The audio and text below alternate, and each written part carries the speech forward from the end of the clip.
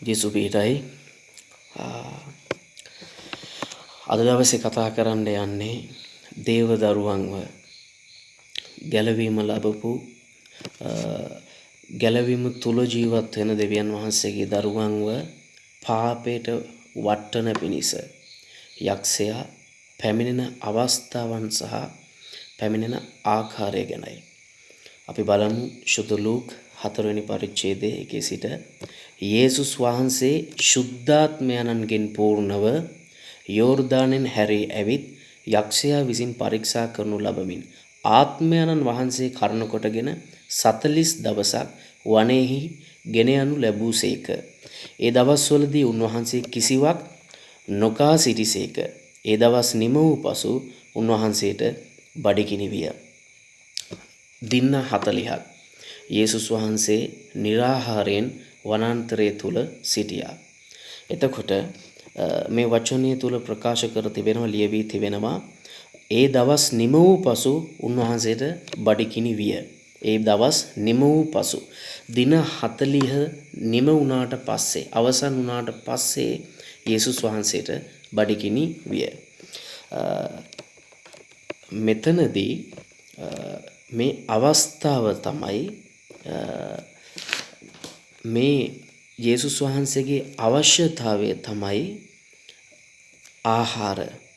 එතකොට මේ අවස්ථාවේදී මම පැහැදිලි කරන අවස්ථාව ගැන මේ අවස්ථාවේදී උන්වහන්සේගේ පසුබිම නැත්නම් උන්වහන්සේට තිබුණු විශාලතම අවශ්‍යතාවය උනේ ආහාරයක්. මොකද උන්වහන්සේගේ ශරීරය තුල බඩ තුල යම් බඩගින්නක් ඇති වෙලා තිබුණා. එතකොට මේ අවස්ථාවේදී උන්වහන්සේට තිබුණු විශේෂම අවශ්‍යතාවය තමයි ආහාර. අපි බලමු තුන්වෙනි පදය. එකල යක්ෂයා උන්වහන්සේට කතා කොට ඔබ දෙවියන් වහන්සේගේ පුත්‍රයා නම් මේ ගල රොටි වෙන්න අනකල මැනවයි කීවේය. යක්ෂයා පරීක්ෂකයා යේසුස් වහන්සේ ඉදිරියට එනවා. ඇවිල්ලා ගලක් පෙන්නලා උන්වහන්සේට කියනවා ඔබ දෙවියන් වහන්සේගේ පුත්‍රයා නම් මේ ගල රොටි වෙන්න අණ කරන්න කියලා. එතකොට මෙතනදී මේ යක්ෂයා මෙතනදී මේ අවස්ථාව තුළ යේසුස් වහන්සේට තිබුණු විශාලතම අවශ්‍යතාවය දිහා තමයි බැලුවේ. ඒ අවශ්‍යතාවයේ ප්‍රයෝජනයට අරගෙන යක්ෂයා උන්වහන්සේව මුලා කරන්න තමයි මෙතන උත්සාහ කරේ. මොකද මේ වචනේ සඳහන් වෙන්නේ එකල යක්ෂයා උන්වහන්සේට කතා කොට ඔබ දෙවියන් වහන්සේගේ පුත්‍රයා නම් ඔබ දෙවියන් වහන්සේගේ පුත්‍රයා නම් ද යේසුස් වහන්සේට යක්ෂයා මතක් කර දීමක් කරනවා ඔබ දෙවියන් වහන්සේගේ පුත්‍රයා බව. එතකොට දෙවියන් වහන්සේගේ පුත්‍රයා වුණු යේසුස් වහන්සේට මේ පොළොව තුල කරන්න බැරි දෙයක් නැහැ.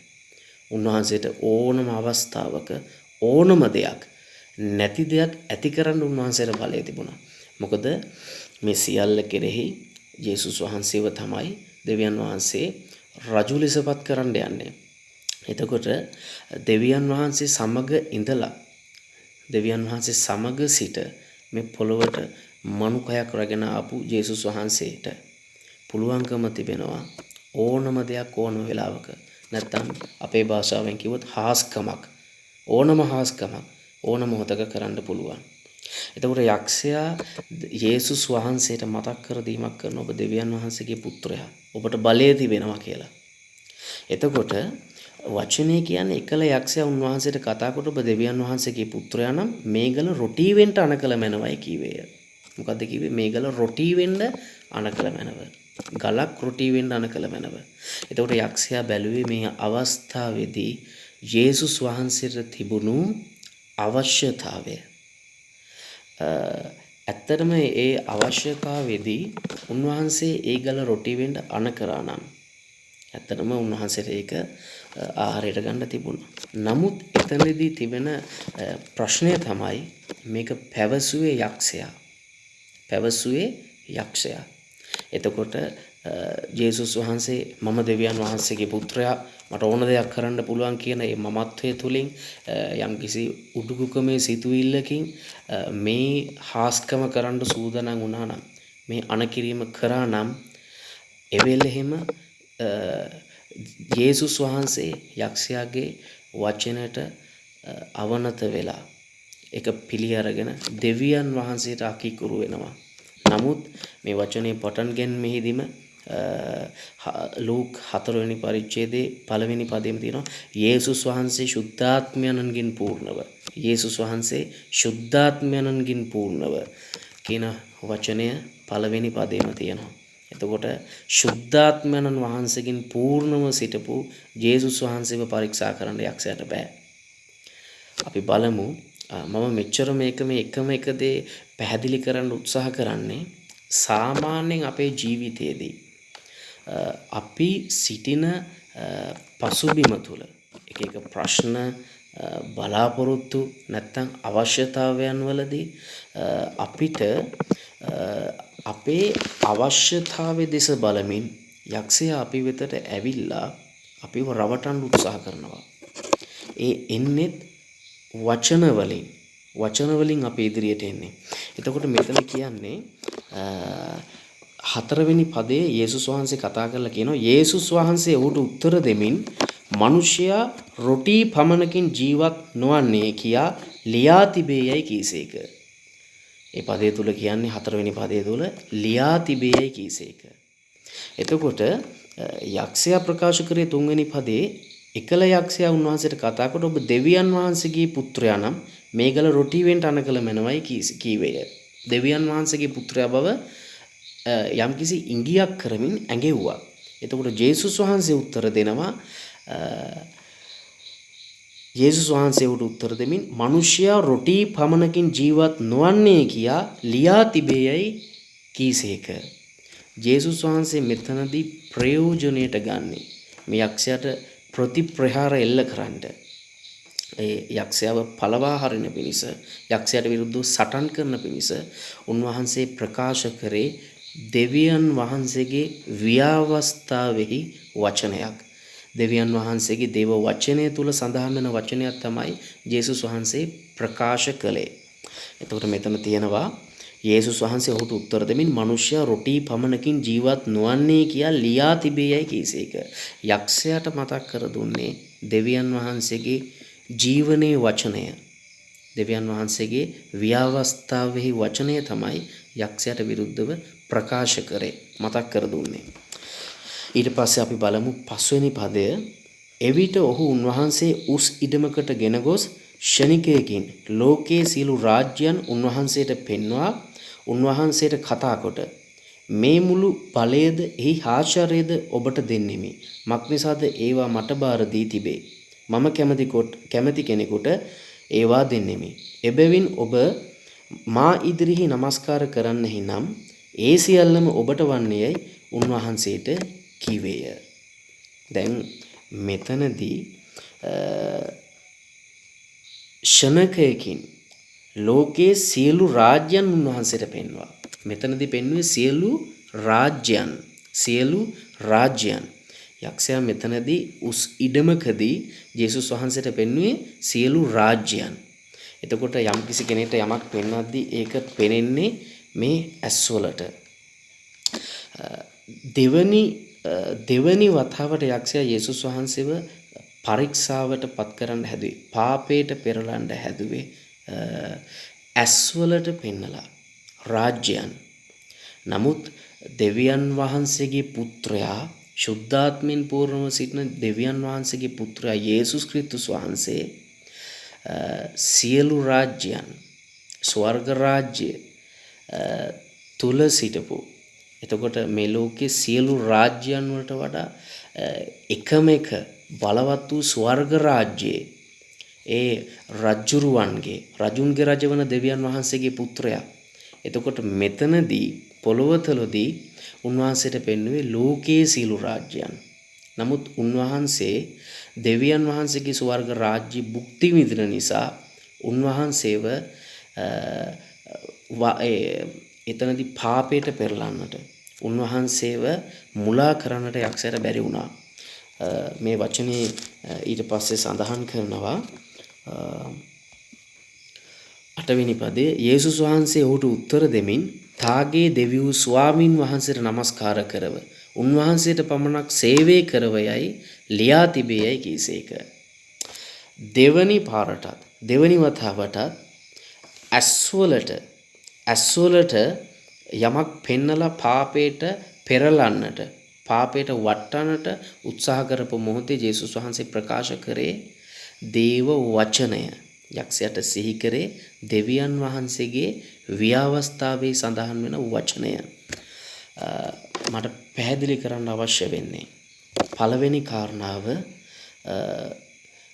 ඉස්සර වෙලාම කරේ යේසුස් වහන්සේට උන්වහන්සේ කවුද කියලා යම්කිසි ඉඟියක් කරමින් වචනයක් ප්‍රකාශ කරමින් උන්වහන්සේව රවට්ටන්න හැදුවා.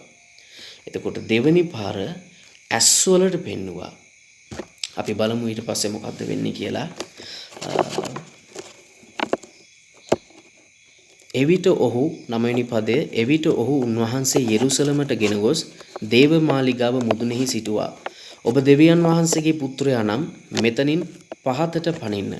මක්නිසාද ඔබ ආරක්ෂා කරන පිණිස උන්වහන්සේ තමන්ගේ දූතයන්ට ඔබ ගැන අනදෙනසේක කියාත් ඔබගේ පය යම් හේයකින් ගලක නොවදින පිණිස ඔව්හු අත්පිට ඔබ උසුලා ගන්නුවේ කියාත් ලියා තිබේයයි උන්වහන්සේට කීවේය.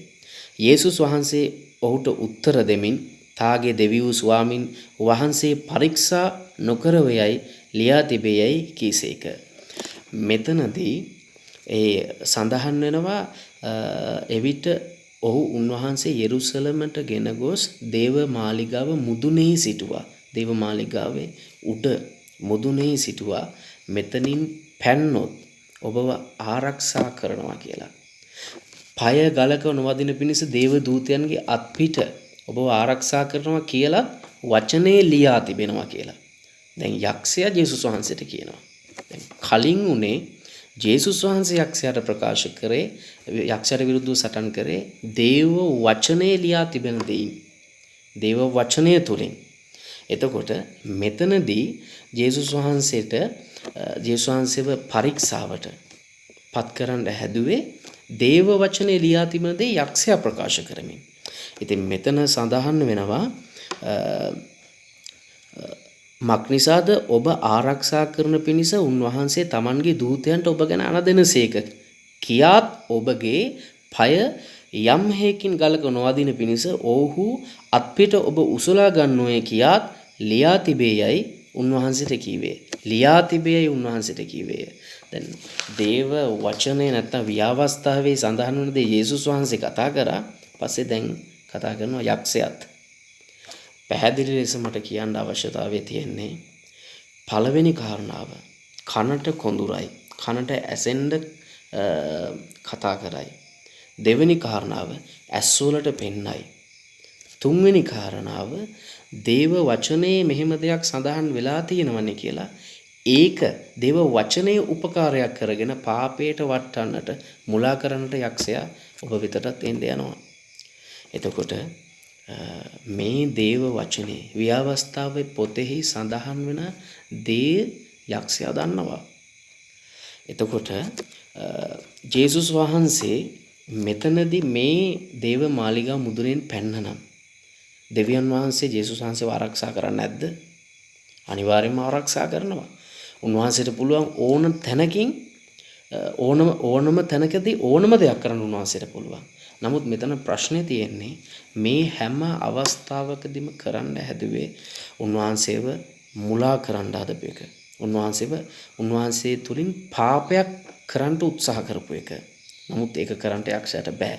මොකද මේ වචනේ පටන් ගන්නෙදිම ශුද්ධ ලූක 4 වෙනි පරිච්ඡේදයේ 1 වෙනි පදේ කියනවා යේසුස් වහන්සේ ශුද්ධාත්මයන්ගෙන්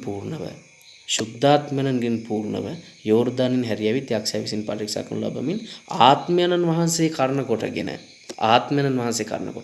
එතකොට මේ කතාව තුළ කවුද ජේසුස් වහන්සේ සමග සිටියේ? ශුද්ධාත්මයන්න් වහන්සේ. එතකොට මේ සියල්ල අඟවන්න ශුද්ධාත්මයන් වහන්සේ ජේසුස් වහන්සේ සමග සිටියා. ඉතින් මට පැහැදිලි ලෙස කියන්න උවමනා වුණේ දේව දරුවන් ඔබ මම හිතනවා දැන් මෙතන ජේසුස් වහන්සේ දින 40ක निराහාරයක් කරේ. निराහාරයෙන් සිටින්න දෙවියන් වහන්සේ සමග සම්බන්ධ වීමක් කරේ.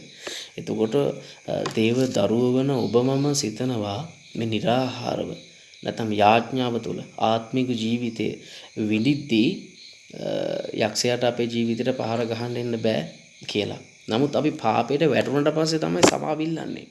නමුත් දේව වචනය තුල පැහැදිලි ලෙස සඳහන් වෙනවා පාපයට වැටෙන්න පෙර පාපය මේ වැටෙන්න යන පාපයට පොළඹවන්නේ කවුද?